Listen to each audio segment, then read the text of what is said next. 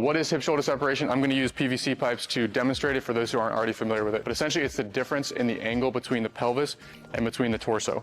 So we've drawn a line through the pelvis, drawn a line through the torso, and as we begin to rotate the pelvis, now you can see there's a differential between the two. So it's this angle right here between the pelvis and between the torso. Sometimes this is actually referred to as the X factor, especially in golf, because if you look from a top view down, it looks like now an X has been created. And this is actually a misnomer too. When you think of hip-shoulder separation, we're really not talking about the ball and socket joints of the shoulder and of the hip. What we're actually talking about is separation between the pelvis and between the rib cage or the torso. So it should actually be called pelvis-torso separation, not hip-shoulder separation, because that's really fundamentally what we're talking about here. So there's a couple of different ways to create that separation. One is torso actually staying neutral and the pelvis rotating.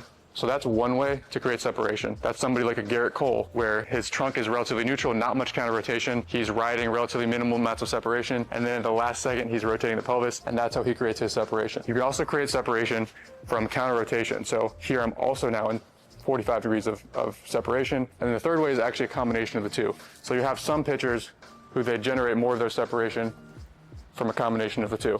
As they move forward, they rotate the hips, and they rotate the torso into counter rotation. So those are really the three ways that you'll see separation generated.